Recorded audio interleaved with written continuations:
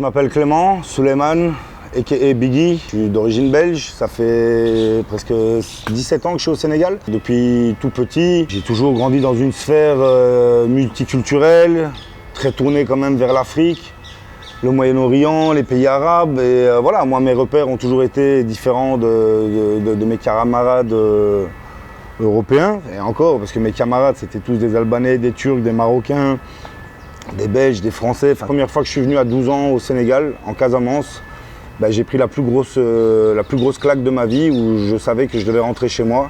Et chez moi, c'était en Afrique et Dieu a voulu que ce soit au Sénégal.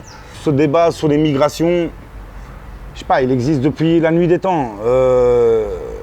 Et encore, le phénomène a changé dans les 10 dernières années parce que si je me rappelle bien, il y a 10 ans, c'est vrai qu'on a eu beaucoup de frères. Moi qui ai vécu à Tcharoy, j'ai eu beaucoup de frères qui ont pris la pirogue, qui sont partis. Ou des rêves d'espoir d'aller en Europe, d'avoir une vie, parce qu'on a un cousin qui est parti, ou un frère, ou ce qu'on voit à la télé. C'est normal, il y a Internet, il y a tout, donc c'est normal. C'est la juste évolution des choses. Voilà, maintenant le débat il n'est pas là. Le débat, moi, c'est que je ne vois pas de couleur, je ne vois pas de religion. Je suis un garçon voilà, plutôt normal. Moi je suis fier de la jeunesse sénégalaise, je suis fier de la jeunesse africaine quand je vois tout ce qui s'est passé dans les pays où à un moment ils disent non ça suffit, le diktat de 20 ans, 25 ans, ça suffit. C'est bien. À 4h30 du matin, les mecs ils sont debout. Le boutiquier il ouvre sa boutique, le Borom Nescafé, le mec qui vend les cartes oranges. Tout le monde travaille. Tout le monde travaille. Moi je trouve que la jeunesse africaine justement, elle est hyper consciente. Moi je préférais être un adolescent. J'ai 37 ans, mais je préférais être un jeune de 20 ans en Afrique qu'un jeune de 20 ans en Europe. Je dis pas que l'Europe c'est pourri, ça a ses avantages, ça t'amène plein d'autres choses. Mais moi, dans le cadre de vie que j'ai toujours voulu, la qualité de vie, les rapports humains entre les gens, c'est en Afrique que je l'ai retrouvé, c'est chez moi. Bien sûr, il n'y a que de l'espoir, je comprends pas, je suis un peu choqué de la question. Je me dis qu'à part les gens qui sont en zone de guerre, je suis d'accord. Et je dis pas que c'est facile, hein. L'Afrique a ses réalités aussi qui sont ultra dures. La famille, la tradition, il y a plein de choses. Il y a plein de choses à prendre en compte. Mais c'est ça aussi qui fait notre richesse. Ceux qui n'ont pas d'espoir, je sais pas. Les mecs, réveillez-vous. L'Afrique, c'est... moi, je l'ai toujours dit, c'est le continent de l'avenir. C'est là où tout a commencé. Donc si un jour tout doit finir, tout se finira en Afrique et nulle part ailleurs.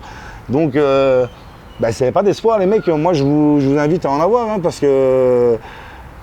je sais pas, en musique, en art, en culture, quand je vois les plus grands intellectuels, philosophes, écrivains, ce que vous voulez, c'est des Africains.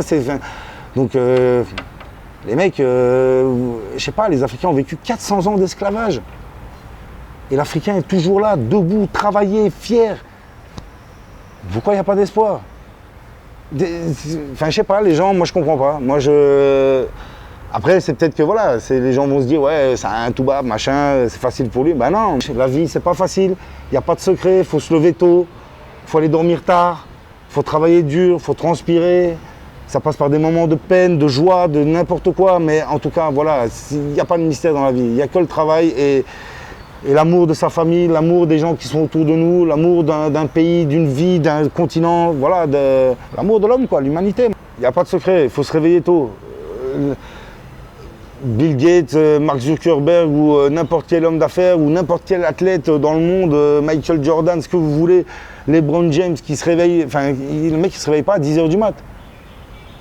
Moi je suis debout à 6h, je vais dormir, il est minuit, 1h du matin et encore j'ai réduit vachement mes horaires parce que voilà, j'ai 2 enfants maintenant, mais moi j'ai toujours travaillé 14 à 15 heures par jour. Ça a été un peu la moyenne pendant 15 ans de travail. Je suis un être humain, hein. J'ai des jours où j'ai pas envie, il y a des jours où, où je suis fatigué, tu peux craquer, tu dis non putain c'est bon, mais il faut savoir ce que tu veux dans la vie.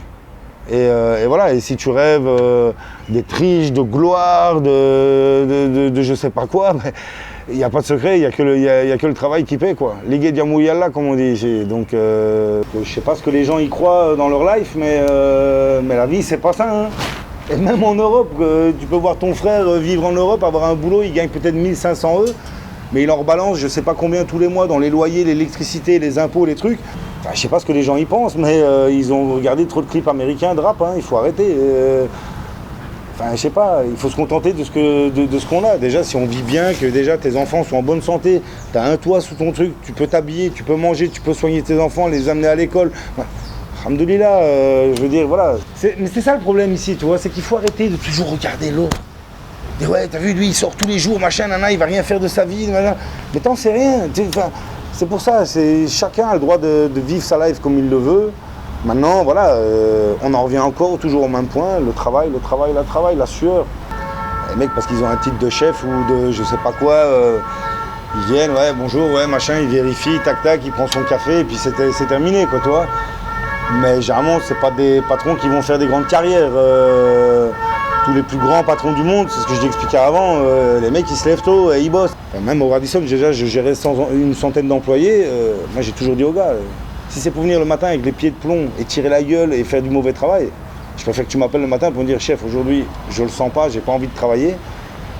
Et je vais te dire, bah, tu sais quoi, reste chez toi, repose-toi, fais ce que tu veux, et tu reviens demain, mais si tu reviens demain, c'est à 100%, quoi. Et je crois que c'est ça.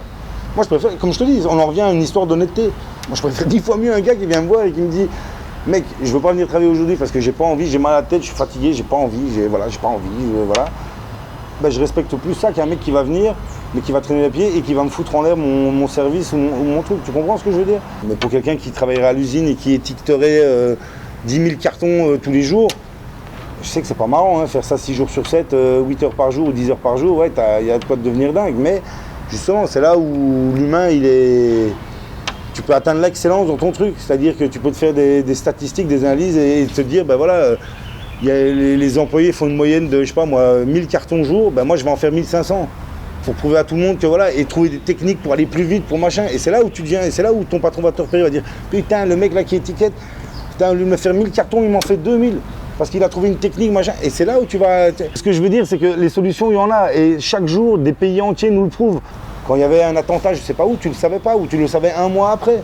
Là, maintenant, tout le monde le sait dans la seconde. Donc, tout le monde est plus à fleur de peau. Tout le monde se fait des idées sur tout le monde. Tu vois, les gens deviennent fous. Il y a des débats qui n'ont même pas lieu d'être. Et le principal, c'est que les gens vivent ensemble, comme on a toujours vécu. Et après, maintenant, on parle des êtres humains individuels. Maintenant, on ne parle pas des entreprises. Ça, c'est différent, on est bien d'accord, les entreprises.